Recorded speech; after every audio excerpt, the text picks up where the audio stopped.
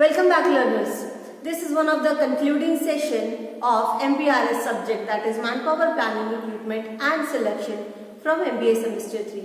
So far we have gone through manpower planning, concepts, processes and various techniques used in this recruiting and selection processes. We have seen the types of interview as well. So, this is the last session where I am going to discuss this topic from your syllabus, and that is global recruitment. Friends, before entering into this topic, we need to understand why there is a need for global recruitment. I am going to cover in this video the topics related to what is global recruitment, how it is being done, what are the parties involved into it, and what are the strategies that organization look forward by recruiting their staff globally. So we will be understanding the ethnocentric approach of the companies to have global recruitments. So let us start with understanding why global recruitment. Friends, you all know that what recruitment is. So having a skilled, suitable person, right time, at the right place and for the right job.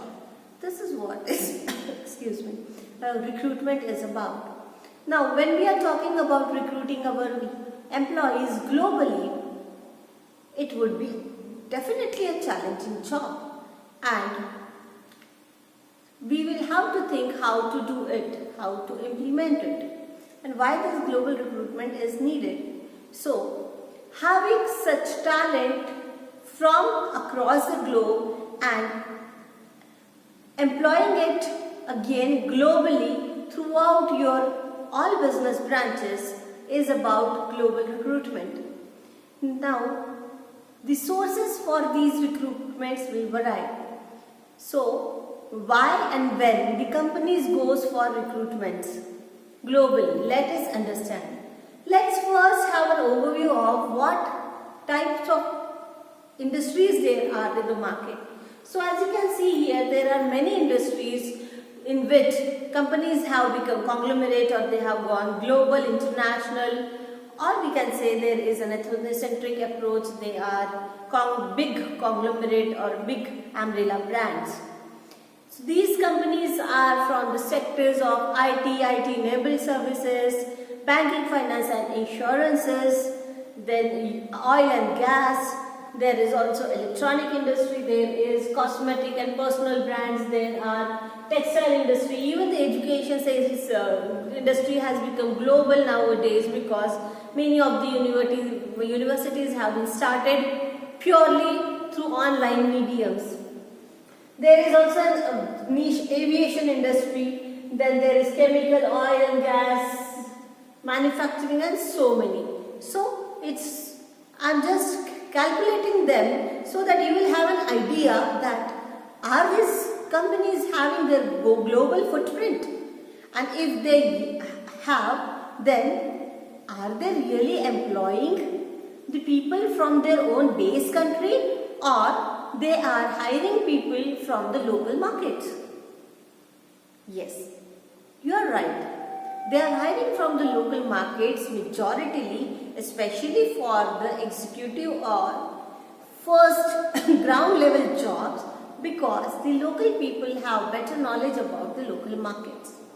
So friends, when these companies are going global, what enables them to have such a large scale of businesses? So as we all know, in 1990s, when India opened welcomed an LPG policy, that is not liquid petroleum gas, yes, it is indeed the liberalization, globalization and privatization policy, it became possible for many outsider companies to enter into Indian markets and do their businesses. So, when this LPG policy was globally adopted, companies from one country to other countries started moving and expanding their businesses. Their market became larger and they went from local, domestic to international.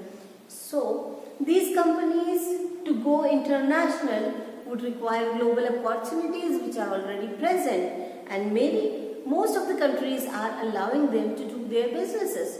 Now, when this is possible, the international economy is becoming one, and there are international businesses carried throughout international markets by these big companies. They will require some staff, right?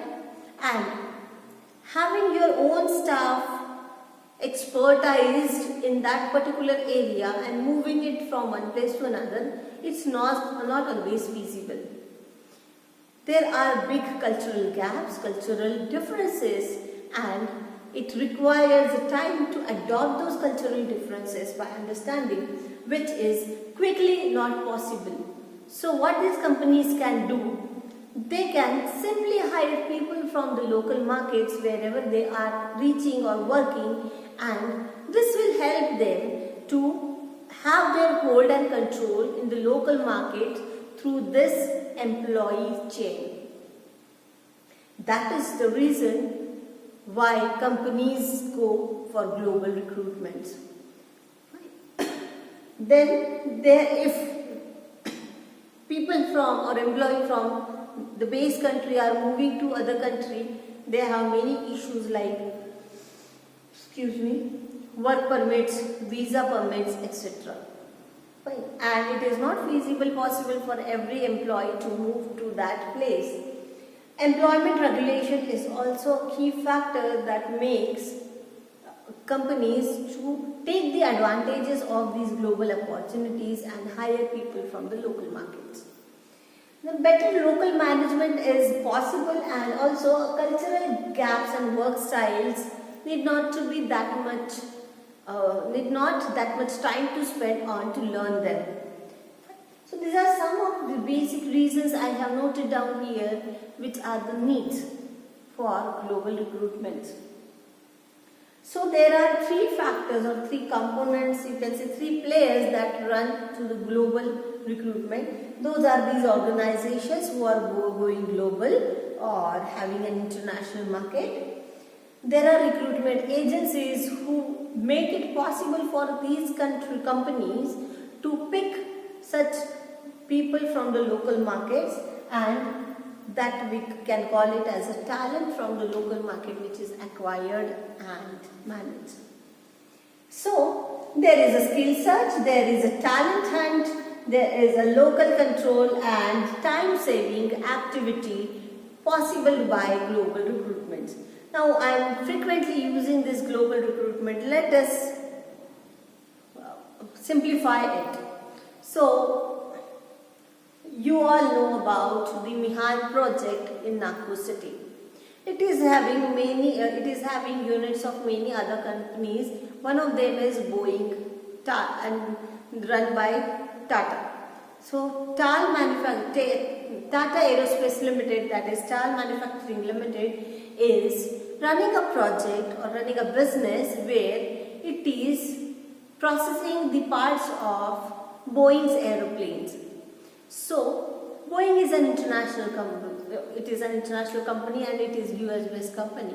Now what this company's business is doing in India? So according to the aviation central part, most of the aeroplanes pass through this area, and Nagpur airport has become the central hub for these aviation companies. So looking at this feasibility, Boeing has started its plant in India's central location with the association of Tal Manufacturing Company, which is processing its parts, especially for servicing of aeroplanes. So friends, this is one of the examples where Boeing is hiring people from India, or we can say that Boeing is hiring talent through Tal, and that is from the local market.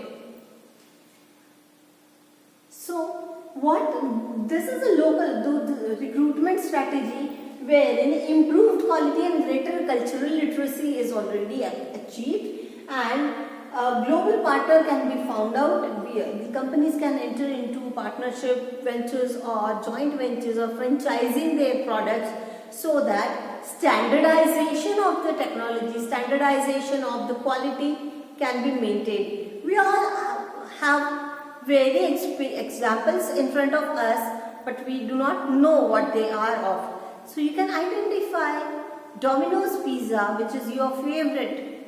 Many of the times you can see, you go to the Domino's shop in any city, the taste and the standardization or spices or the base are almost same. Fine. So this same quality is being maintained by throughout its all branches. Why this becomes possible? So what is differing here? When the product is same, when the quality maintained is same, time taken for preparation and serving is also same. What is just varying is the people who are taking its franchisee and working in that local market. They will be given the same training, standard training, which is given to the other employees of the Domino's restaurants. So Domino's outlets will have a uniformed performance, uniformed time taken, and so many things they have standardized, because the consistent standardization also helps in identifying and creating a stronger brand. So you can say the employer's brand is being created throughout the globe with a uniformity. Then there is candidate's experience in working in that company. So Danish company Merck's Global Services is having 4 of its major service centers out of 7. Okay, it has total 7 centers in the world, and out of those 7, 4 are in India itself. So you can see, when all the processes are same, being an IT-enabled service company, it is also a shipping company primarily, but its global service center is having a uniform processing system wherein it is handling all the back office operations of its main business, and also its subsidiaries. So all this happening with the standards procedure. May it be India, may it be Chengdu, or may it be Manila office, or may it be Denmark office.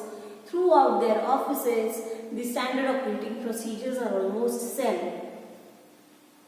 Consistent onboarding process is there. That is why standardization of technology becomes possible, and that also saves a lot of time, and cultural differences are need not to be understood much with much time dedicated, because there is a specific way of performing those jobs.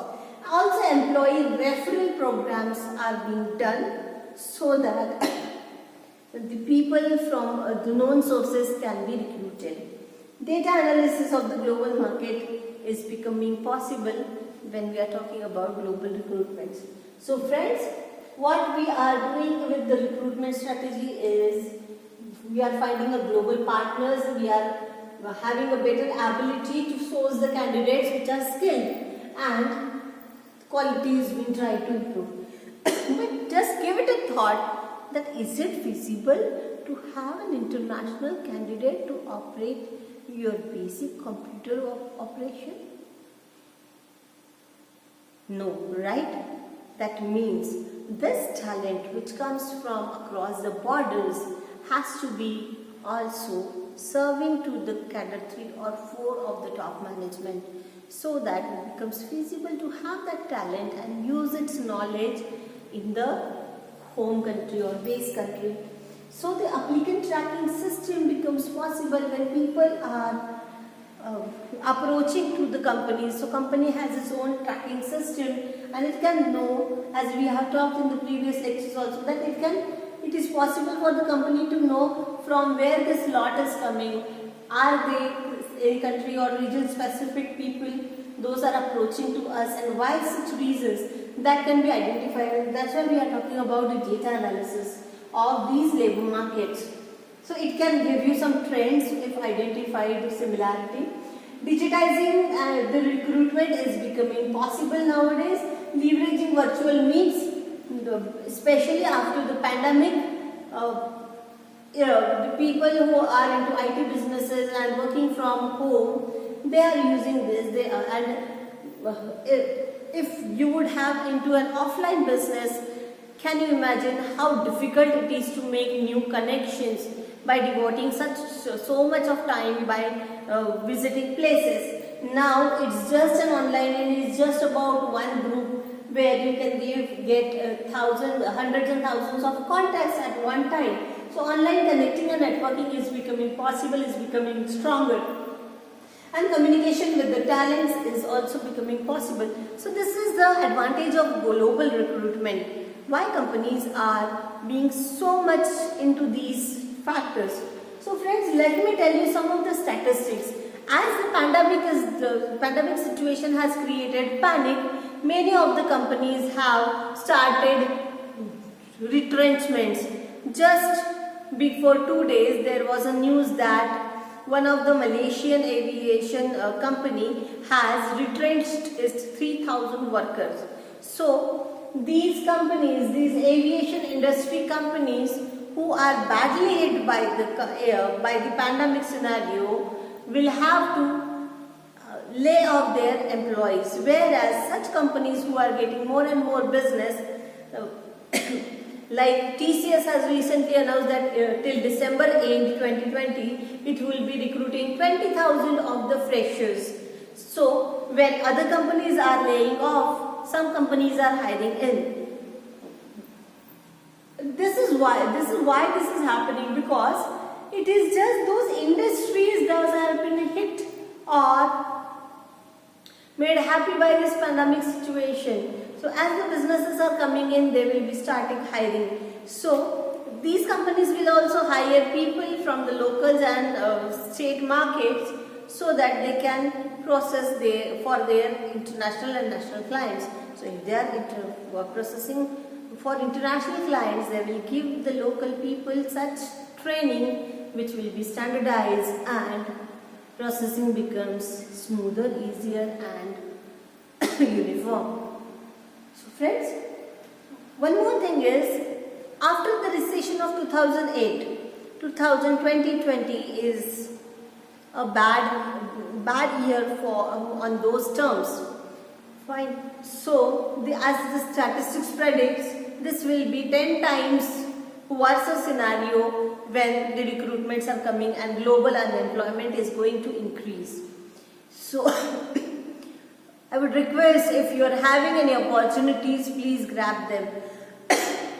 Go international also. You have LinkedIn, you have Randstad, you have other online portals which are allowing candidates to meet their global dreams come true. So these recruitment agencies are the mediators between the job seekers and the job providers. Now the job providers has gone international, and job seekers can also be at home and work for the international company. So this is the very beautiful benefit of this technology, and companies, or I would say the candidates, the job seekers, should take the advantage of this. So friends, this is about the global recruitment. Some of the databases, like I would recite that many people are confused with, whether they will lose the job or they will retain their jobs. Fine. So there is a panic situation, because some of the countries which are badly hit, some of the countries are not so badly hit, but certainly the pandemic has created an uncertainty and made it complex. So people are into a position to hold their jobs wherever they are working, and some of them are being adventurous. They are trying to move and take the advantage of this opportunity to grab some jobs across the borders. So friends, this is all about, in short, about the global recruitments. Keep watching and try to elaborate, try to serve these topics more unless and until I bring you the next management lesson. Keep watching and keep learning. Thank you.